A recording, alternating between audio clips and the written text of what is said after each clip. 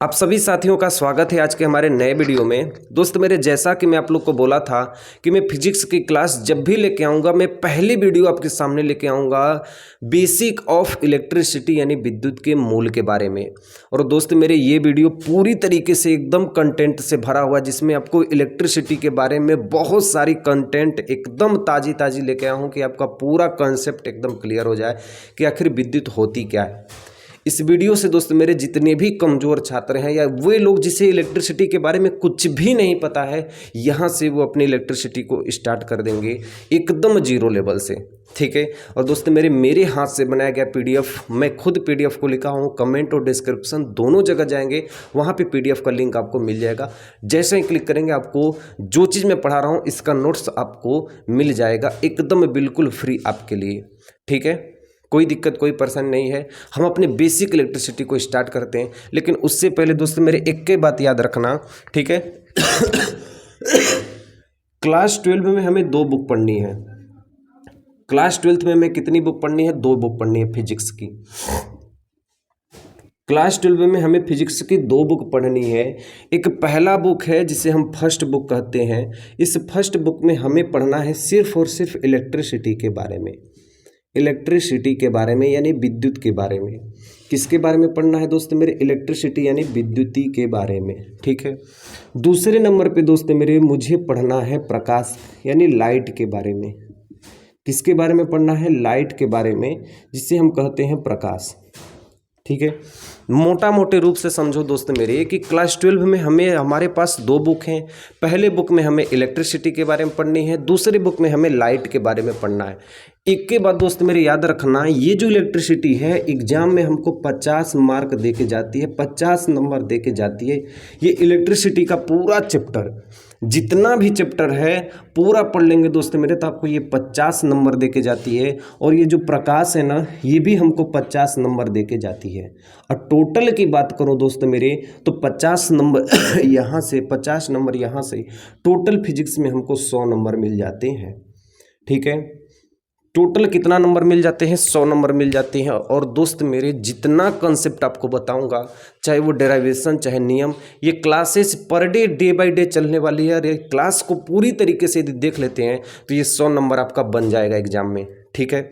उन सब कंसेप्ट को लेके आऊँगा जो बार बार पूछा जाता है एग्जाम में और जो आपको पढ़ना भी है। लेकिन पहला नंबर पर आपको बताऊँगा बेसिक ऑफ इलेक्ट्रिसिटी यानी विद्युत के मूल।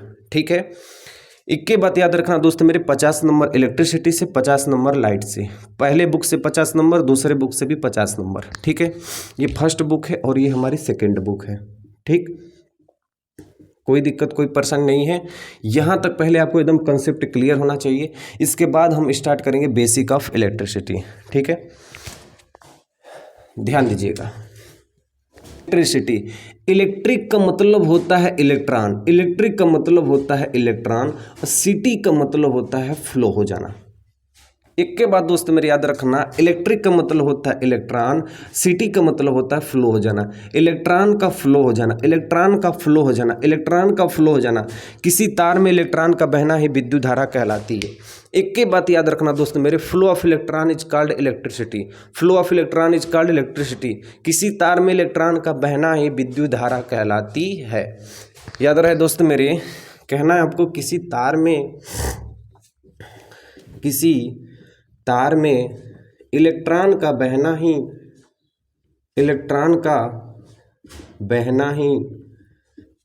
विद्युत धारा कहलाती है, विद्युत धारा कहलाती है। ठीक है।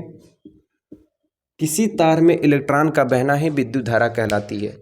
मान लो दोस्त मेरे, ये तार है, इस तार में इलेक्ट्रॉन प्रवाहित हो रही है तो इसका मतलब इसमें विद्युत धारा प्रवाहित हो रही है यानी करंट प्रवाहित हो रही है। लेकिन आपको पहले नंबर पे मैं क्या बोला हूँ? इलेक्ट्रॉन। क्या बोला हूँ? इलेक्ट्रॉन। तो इलेक्ट्रॉन को जानने से पहले आपको जानना होगा परमाणु के बारे में। इस माइक को यहाँ पे लगा लेता हूँ। ठीक है। एक के बात याद रखो,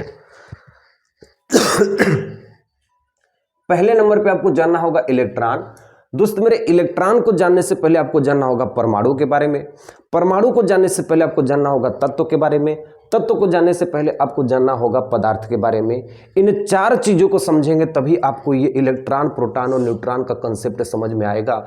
तभी आप समझ पाएंगे कि आवेश कैसे उत्पन्न होते हैं और आवेश के द्वारा विद्युत धारा प्रवाहित होती है। इसीलिए हम पढ़ते हैं आवेश प्रवाह की दर को विद्युत धारा कहते हैं। ठीक है, ध्यान से देखो, सब लोग ध्यान से देखो। ठीक है, मैंने एक चीज़ मान लिया कि यहाँ पे एल्युमिनियम है, ये एल्युमिनियम का तार है। ठीक है, एल्युमिनियम का ये क्या है, तार है। इस तार का एक परमाणु ले रहा हूँ, इस तार का दोस्त मेरे सिर्फ एक परमाणु ले रहा हूँ। इस एक परमाणु में प्रोटॉन होते हैं, न्यूट्रॉन होते हैं और इसके बाहरी कक्षा में क्या होते हैं, इलेक्ट्रॉन होते हैं। ठीक है, मैं एल्युमिनियम के तार में एक परमाणु ले रहा हूँ। अब ये परमाणु क्या है, पहले ध्यान से समझो। किसी भी तत्व का सूक्ष्मतम कण परमाणु कहलाता है। मान लो दोस्तों मेरी ये बाल है, क्या है, मेरा बाल है। इस बाल का एक बाल यदि मैं तोड़ लिया तो इस बाल की लंबाई का नहीं बल्कि बाल की मोटाई का जो 10,000वां भाग होगा वो हमारा परमाणु कहलाएगा। इतना छोटा परमाणु होता है, परमाणु इतना छोटा होता है। मान लो दोस्तों मेरे ये बाल है, बाल को ऐसे तोड़ लिया, इस बाल की मोटाई का 10,000 टुकड़ा कर देंगे ना, तो जो 10,000वां भाग होगा वो हमारा परमाणु कहलाएगा। ठीक है, तो किसी भी तत्व का सबसे सूक्ष्मतम कण परमाणु कहलाता है और परमाणु सबको अपनी आंखों से भी हम नहीं देख सकते हैं। ठीक है, कंसेप्ट एकदम ध्यान से समझना। मैंने क्या कहा है कि एक एल्युमिनियम का तार है, एल्युमिनियम के तार के एक परमाणु में प्रोटॉन होंगे, नाभिक में न्यूट्रॉन होंगे और बाहर जो कक्षा में भ्रमण कर रहे हैं यहाँ पे कौन होंगे, इलेक्ट्रॉन होंगे। क्या होंगे, इलेक्ट्रॉन होंगे। सबसे बाहरी कक्षा में जो इलेक्ट्रॉन दिख रहा है इसी को कहते हैं मुक्त इलेक्ट्रॉन। इसको क्या कहते हैं, मुक्त इलेक्ट्रॉन। इसी को हम लोग कहते हैं संयोजी इलेक्ट्रॉन, संयोजी इलेक्ट्रॉन। तुम लोग को पढ़ाए थे ये चीज। एक चीज दोस्त मेरे ध्यान से समझना, जो सबसे बाहरी कक्षा वाला इलेक्ट्रॉन होता है इसी को हम लोग मुक्त इलेक्ट्रॉन कहते हैं, इसी को हम लोग संयोजी इलेक्ट्रॉन कहते हैं।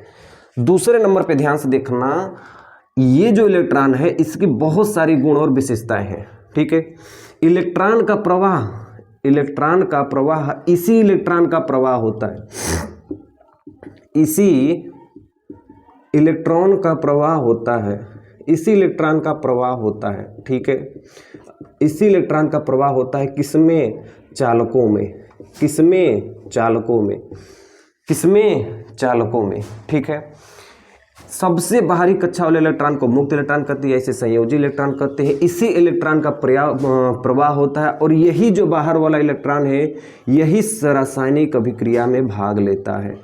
यही इलेक्ट्रॉन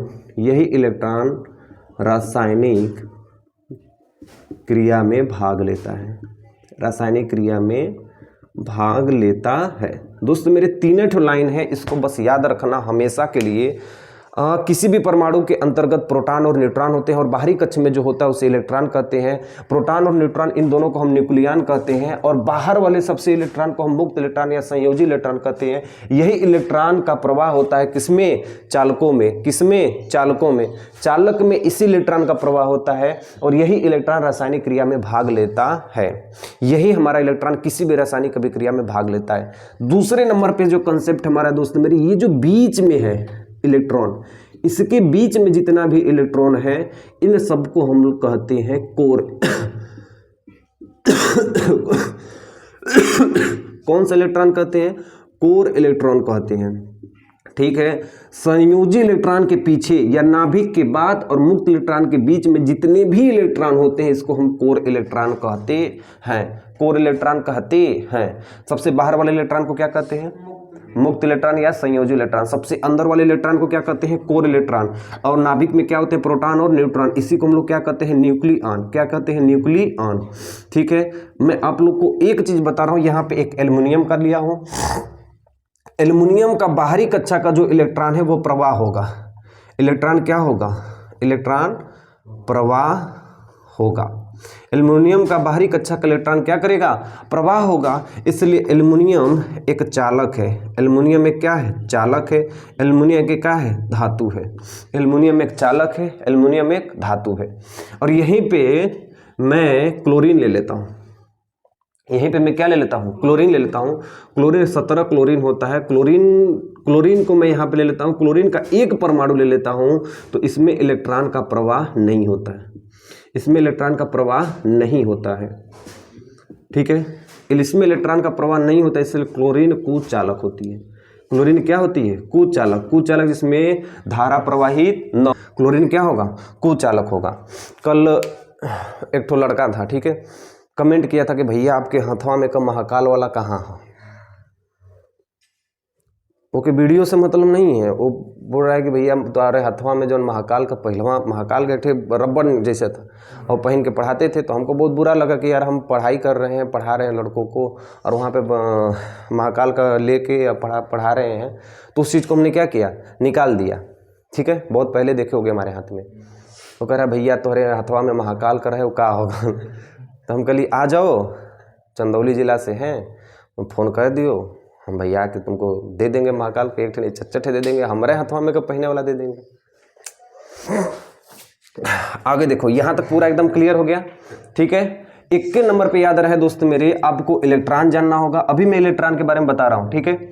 इलेक्ट्रॉन को जानने से पहले तुमको क्या जानना होगा? परमाणु के बारे में। परमाणु को जानने से पहले तुमको जानना होगा तत्व के बारे में। तत्व को जानने से पहले क्या जानना होगा? पदार्थ के बारे में, ठीक है। पहले इसको नोट कर लो एक बार, ठीक। दोस्त मेरे पहला नंबर पे जो आपको जानना है वो है इलेक्ट्रॉन के बारे में। किसके बारे में जानना है? इलेक्ट्रॉन के बारे में। इलेक्ट्रॉन को जानने से पहले आपको जानना पड़ेगा परमाणु के बारे में, ठीक है। इलेक्ट्रॉन को जानने से पहले आपको जानना पड़ेगा परमाणु के बारे में। दोस्त मेरे, परमाणु को जानने से पहले आपको जानना होगा तत्व के बारे में, ठीक है, क्योंकि तत्व का ही सूक्ष्मतम कण परमाणु होता है। परमाणु का सूक्ष्मतम कण इलेक्ट्रॉन, प्रोटॉन और न्यूट्रॉन होता है। और तत्व को सीखने से पहले आपको पदार्थ के बारे में पता होना चाहिए, ठीक है। इसमें बहुत सारे बच्चे होंगे जिनको इन सब के बारे में पता होगा, लेकिन बहुत कम ऐसे बच्चे होंगे जिनको इनके बारे में टोटल चीज़ें पता होंगी, ठीक है। एक एक कंसेप्ट को ध्यान से समझना, किसको क्या कहते हैं। एकदम छोटा तरीके से प्रारंभ करें तो इलेक्ट्रॉन प्रवाह की दर को, इसी के प्रवाह की दर को, इलेक्ट्रॉन प्रवाह की दर को विद्युत धारा कहते हैं, ठीक है। इसी के प्रवाह की दर को, इसी प्रवाह की दर को विद्युत धारा कहते हैं, विद्युत धारा कहते हैं। इलेक्ट्रॉन प्रवाह की दर को ही विद्युत धारा कहते हैं। परमाणु का सूक्ष्मतम कण इलेक्ट्रॉन होता है, ठीक है। परमाणु को दोस्त मेरे इंग्लिश में एटम कहते हैं। तत्व का सूक्ष्मतम कण परमाणु होता है। परमाणु का सूक्ष्मतम कण इलेक्ट्रॉन होता है। तत्व का सूक्ष्मतम कण परमाणु होता है। और पदार्थ का एक भाग होता है तत्व। तत्व केवल एक होता है जिसे बांटा नहीं जा सकता है, ठीक है। तत्व को हम इंग्लिश में कहते हैं एलिमेंट। क्या कहते हैं? एलिमेंट। पदार्थ को हम लोग कहते हैं सब्सटेंस, ठीक है, सब्सटेंस।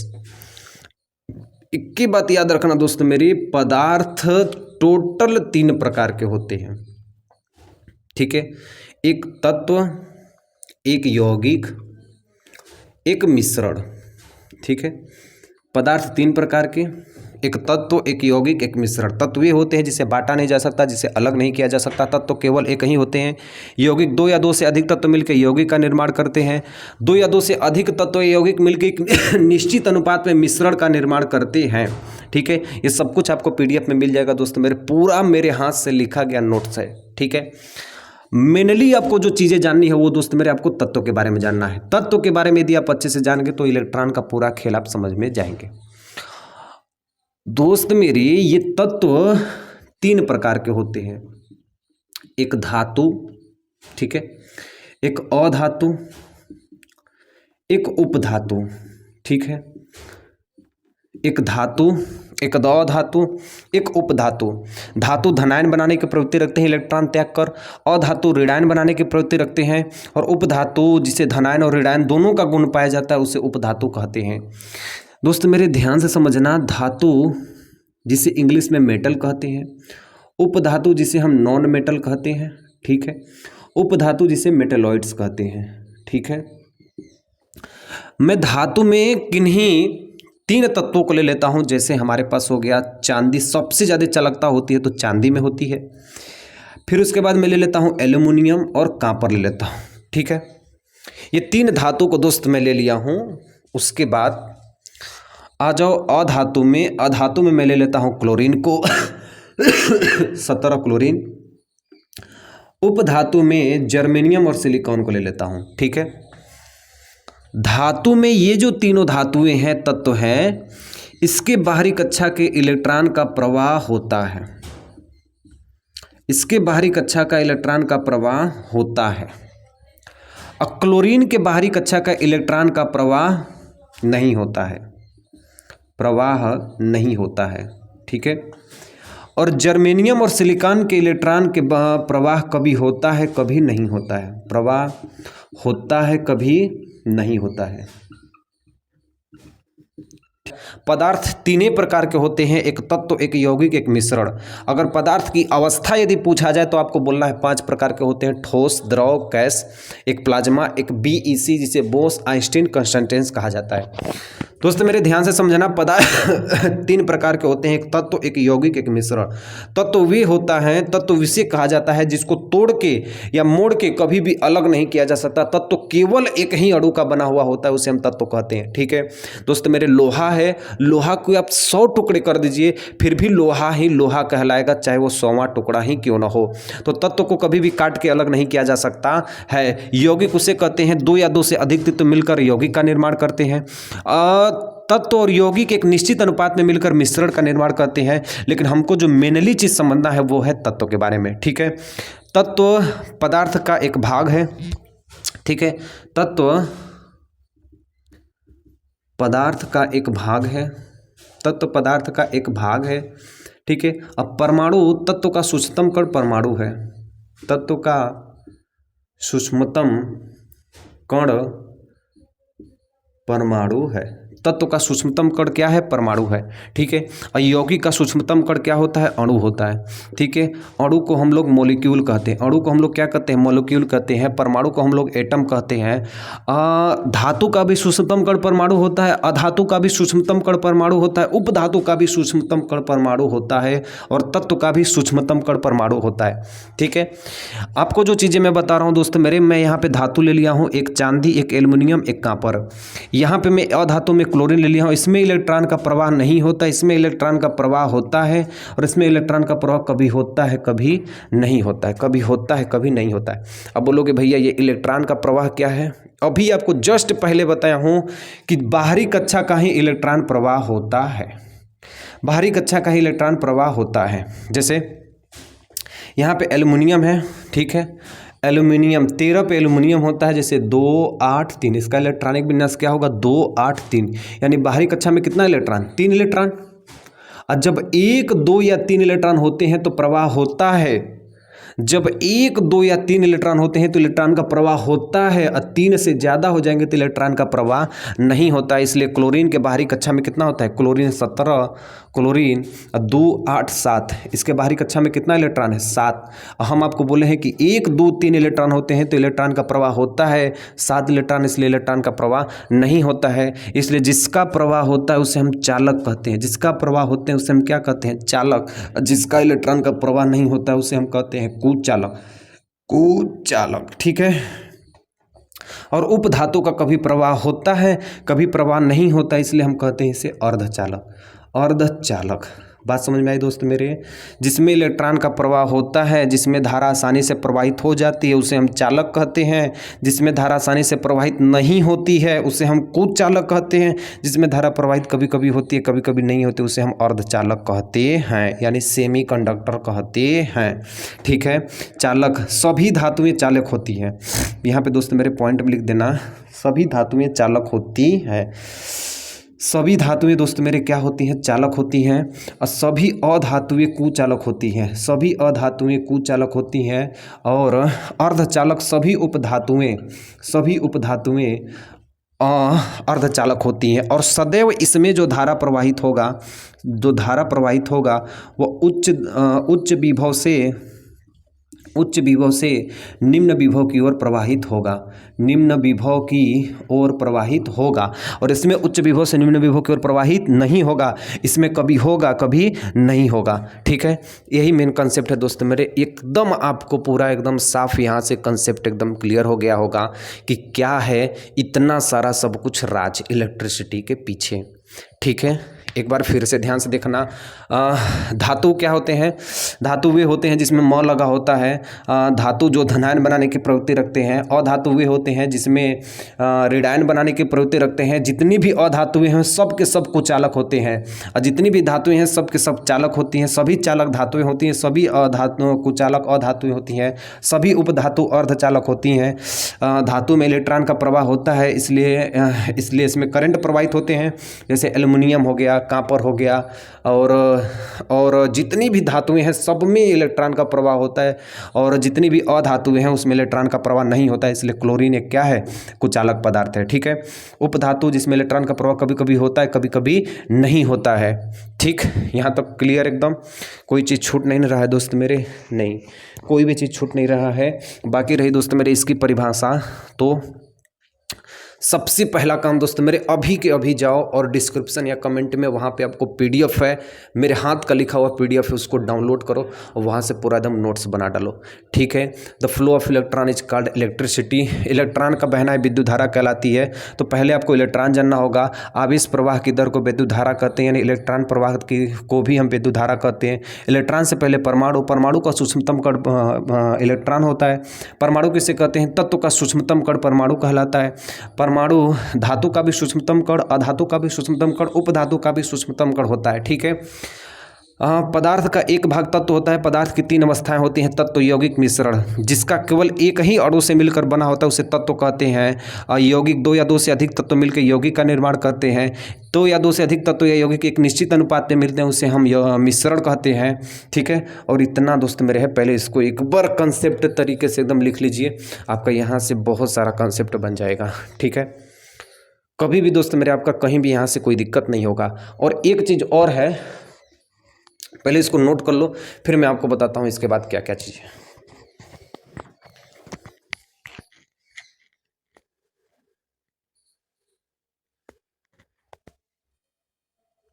ठीक है दोस्त मेरे, मैं आपको अब बताना चाहता हूँ कि परमाणु क्या होते हैं। ठीक है, पहले एकदम ध्यान से समझिएगा कि परमाणु क्या होते हैं।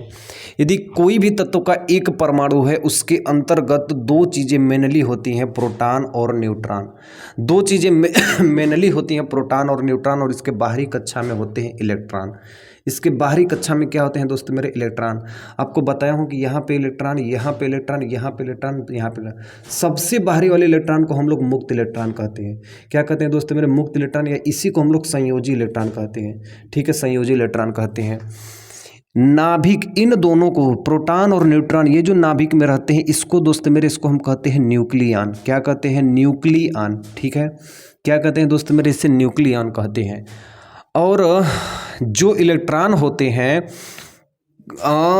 ये जो दोस्त मेरे है, इस नाभिक की, इसकी त्रिज्या, ये जो दोस्त मेरे आपको दिख रहा है, इस नाभिक की त्रिज्या होती है, यहाँ पे लिख देता हूँ, नाभिक की त्रिज्या, नाभिक की त्रिज्या, नाभिक की त्रिज्या होती है 10⁻⁻15 मीटर, 10⁻⁻15 मीटर, या इसको कहते हैं 1 फेम्टो, 1 फेम्टो या 1 फर्मी, 1 फर्मी या 1 फेम्टो या 1 फर्मी होता है। और वो इस त्रिज्या को, इस बाहरी वाले त्रिज्या को, इस त्रिज्या को, जो परमाणु की त्रिज्या होती है, इसको हम लोग कहते हैं, इस परमाणु की त्रिज्या का मान होता है, इस परमाणु की त्रिज्या का मान होता है 10⁻⁻10, या इसे 1 एंगस्ट्रॉम कहते हैं, 10⁻⁻10 मीटर। ठीक है दोस्तों, मेरे ध्यान से समझना। पहले नंबर पे एक ही कंसेप्ट समझो कि परमाणु के नाभिक की त्रिज्या होती है 10⁻⁻15 मीटर, या इसे कहते हैं 1 फर्मी, या इसे कहते हैं 1 फेम्टो। और जो परमाणु की त्रिज्या होती है, परमाणु की त्रिज्या वो होती है 10⁻⁻10, या 1, इसी को हम कहते हैं 1 एंगस्ट्रॉम, या 10⁻⁻10 मीटर। ठीक है, बड़ी वाली त्रिज्या छोटा मान, छोटी वाली त्रिज्या का बड़ा मान, ठीक है, बड़ी वाली त्रिज्या का छोटा मान, छोटी वाली त्रिज्या का मान बड़ा मान। ये नाभिक की त्रिज्या, ये परमाणु की त्रिज्या, ये नाभिक की त्रिज्या, ये परमाणु की त्रिज्या, ठीक है। एक के बाद दोस्त मेरे याद रखना, अंदर से बाहर इस दिशा में यदि आप जाएंगे तो ऊर्जा बढ़ती है, ऊर्जा का मान बढ़ता है, ठीक है, ऊर्जा का मान बढ़ता है, ऊर्जा का मान बढ़ता है। और जो इलेक्ट्रॉन कक्षा में चक्कर लगाते हैं दोस्त मेरे, वो इस तरह से लगाते हैं। कैसे लगाते हैं दोस्त मेरे, हमेशा याद रखना, वो इस तरह से लगाते हैं। यहाँ पे दोस्त मेरे इलेक्ट्रॉन हो गया, यहाँ पे इलेक्ट्रॉन हो गया, कभी भी गोलाई में इलेक्ट्रॉन चक्कर नहीं लगाते हैं, हमेशा इस बात को याद रखना। मेनली इम्पोर्टेंट यही चीज़ है।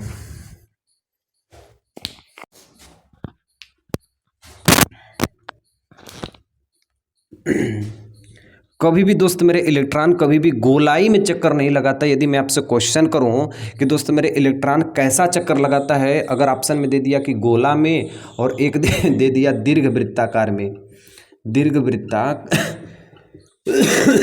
दोनों में कौन सा ऑप्शन सही होगा? इलेक्ट्रॉन बाहरी कक्षा में किस तरीके से चक्कर लगाते हैं, एक आपको ऑप्शन दे दिया गोला में और आपको दे दिया दीर्घ वृत्ताकार में, तो दोस्त मेरे इसका आंसर होगा दीर्घ वृत्ताकार में। तो इलेक्ट्रॉन जो चक्कर लगाते हैं, यहाँ पे एक पॉइंट लिख देना दोस्त मेरे, इलेक्ट्रॉन चक्कर जो लगाते हैं, चक्कर लगाते हैं वो दीर्घ वृत्ताकार में लगाते हैं, दीर्घ वृत्ताकार में लगाते हैं, ठीक है। पहले नंबर पे ध्यान से देखो, आपको लिखा हूँ परमाणु, परमाणु को इंग्लिश में एटम कहते हैं। किसी भी तत्व का सबसे छोटा कण परमाणु कहलाता है, ठीक है। किसी भी तत्व का सबसे छोटा कण क्या कहलाता है? परमाणु कहलाता है। जो रासायनिक अभिक्रिया में भाग भी ले सकता है या रासायनिक क्रिया द्वारा अलग भी किया जा सकता है। किसी भी रासायनिक क्रिया में भाग भी ले सकता है या किसी भी रासायनिक अभिक्रिया को अलग भी कर सकता है। यह इलेक्ट्रॉन, प्रोटॉन और न्यूट्रॉन का बना होता है। कोई भी परमाणु दोस्त मेरे, ये परमाणु है, ये इलेक्ट्रॉन का बना होता है, प्रोटॉन और न्यूट्रॉन तीनों चीज़ से मिलकर बना होता है। प्रोटॉन और न्यूट्रॉन नाभिक में होते हैं। प्रोटॉन और न्यूट्रॉन कहाँ पे होते हैं? नाभिक में। नाभिक के बाहर क्या होते हैं? इलेक्ट्रॉन होते हैं जो बाहरी कक्षा में भ्रमण लगाते हैं। इलेक्ट्रॉन दीर्घ वृत्ताकार में चक्कर लगाते हैं और नाभिक की त्रिज्या होती है 10⁻⁻15 मीटर या 1 फेम्टो या 1 फर्मी से कहते हैं। और परमाणु की जो त्रिज्या होती है वो 10⁻10 मीटर होती है या इसे कहते हैं 1 एंगस्ट्रॉम, ठीक है। इलेक्ट्रॉन का चक्कर लगाते हैं, दीर्घ वृत्ताकार में चक्कर लगाते हैं, ठीक है। और प्रोटॉन और न्यूट्रॉन को ही हम न्यूक्लियन कहते हैं। यहाँ पे एक पॉइंट लिखना दोस्त मेरे, प्रोटॉन और न्यूट्रॉन नाभिक में होते हैं, इसे न्यूक्लियन कहते हैं, ठीक है। इसे न्यूक्लियन कहते हैं, इसे न्यूक्लियन कहते हैं, ठीक है। जो न्यूक्लियन होते हैं, जो न्यूक्लियन होते हैं परमाणु का सबसे सघन भाग होता है। न्यूक्लियन होते हैं, न्यूक्लियन होते हैं, ये परमाणु का सबसे सघन भाग होता है। परमाणु का सबसे सघन भाग होता है, सबसे सघन भाग होता है, ठीक है। परमाणु का सबसे सघन भाग होता है। जो न्यूक्लियन होता है दोस्त मेरे, ये परमाणु का सबसे सघन भाग होता है, ठीक है। यहाँ तक आपको समझ में आ गई दोस्त मेरे। एक होता है परमाणु, परमाणु के बाहर होते हैं इलेक्ट्रॉन, बीच में नाभिक, नाभिक के अंदर होते हैं प्रोटॉन और न्यूट्रॉन। प्रोटॉन और न्यूट्रॉन को हम न्यूक्लियन कहते हैं। न्यूक्लियन सबसे सघन होते हैं, इलेक्ट्रॉन दीर्घ वृत्ताकार में चक्कर लगाते हैं। और प्रोटॉन और न्यूट्रॉन नाभिक में होते हैं। नाभिक की त्रिज्या 10⁻15 मीटर या इसी को 1 फर्मी या 1 फेम्टो कहते हैं। परमाणु की त्रिज्या होती है 10⁻10 या इसे कहते हैं 1 एंगस्ट्रॉम बराबर 10⁻10 मीटर होता है। और दोस्त मेरे परमाणु वे होते हैं, तत्व के सूक्ष्मतम कण को परमाणु कहते हैं, जो किसी भी रासायनिक अभिक्रिया में भाग ले सकता है या रासायनिक अभिक्रिया को अलग कर सकता है। इलेक्ट्रॉन, प्रोटॉन और न्यूट्रॉन से परमाणु बना हुआ होता है और प्रोटॉन और न्यूट्रॉन नाभिक में होते हैं, ठीक है, जिसे न्यूक्लियन कहते हैं। इलेक्ट्रॉन चक्कर लगाते हैं, वो भी दीर्घ वृत्ताकार में चक्कर लगाते हैं, ठीक है। दोस्त मेरे हमेशा बात याद रखना, जो इलेक्ट्रॉन का आवेश, इलेक्ट्रॉन का आवेश, प्रोटॉन का आवेश, न्यूट्रॉन का आवेश, ठीक है। एक के बाद दोस्त मेरे यहाँ पे मैनुअली आपको लिखवा देता हूँ, यहाँ पे आवेश, ठीक है। आवेश को क्यू से प्रदर्शित करते हैं। इलेक्ट्रॉन का आवेश 1.6 × 10⁻19 कूलम, लेकिन ये माइनस में। प्रोटॉन का आवेश 1.6 × 10⁻19 कूलम प्लस में। न्यूट्रॉन पर कोई आवेश नहीं होता है, ठीक है। इलेक्ट्रॉन का द्रव्यमान, ठीक है। द्रव्यमान मास ऑफ इलेक्ट्रॉन होता है दोस्त मेरे 9.1 × 10⁻³ की ग्रा। हमेशा दोस्त मेरे बात याद रखना, इज वेरी वेरी इंपॉर्टेंट। ये दोनों मेनली चीज़ें जो सवाल में लगाने के लिए आपको उपयोग किया जाता है। इलेक्ट्रॉन का आवेश होता है इतना, प्रोटॉन का आवेश होता है दोस्त मेरे इतना, और प्रोटॉन का भार होता है, मास ऑफ प्रोटॉन होता है दोस्त मेरे 1.67 × 10⁻27 की ग्रा। और न्यूट्रॉन का जो भार होता है, मास ऑफ न्यूट्रॉन, वो 1.66 × 10⁻27 की ग्रा, ठीक है। इन दोनों का लगभग सेम होता है, इसका मान अलग होता है इलेक्ट्रॉन का, ठीक है। मास ऑफ इलेक्ट्रॉन बराबर 1840 प्रोटॉन, मास ऑफ प्रोटॉन के क्या होता है दोस्त मेरे, लगभग भी ये बराबर होता है, लगभग इसके बराबर होता है, ठीक है। इलेक्ट्रॉन का आवेश 1.6 × 10⁻19 कूलम, प्रोटॉन का आवेश होता है 1.6 × 10⁻19। ये माइनस को डिनोट करता है, मतलब इस पे ऋण आवेश है, लेकिन जब भी आप न्यूमेरिकल लगाएंगे ये प्लस में लगाएंगे। माइनस का मतलब उसको संकेत देता है कि नहीं ये माइनस है, ठीक है। प्रोटॉन प्लस में होता है, न्यूट्रॉन का कोई आवेश नहीं होता। इलेक्ट्रॉन का भार होता है 9.1 × 10⁻31 की ग्रा। प्रोटॉन का भार होता है 1.67 × 10⁻27 की ग्रा। न्यूट्रॉन का भार होता है 1.66 × 10⁻27 की ग्रा। लगभग इन दोनों का क्या होता है, बराबर होता है। मास ऑफ इलेक्ट्रॉन बराबर 1840, मास ऑफ प्रोटॉन के क्या होता है, बराबर होता है, बराबर होता है, ठीक है। पहले यहाँ पे पहले इसको लिख लीजिए इतना, ठीक है।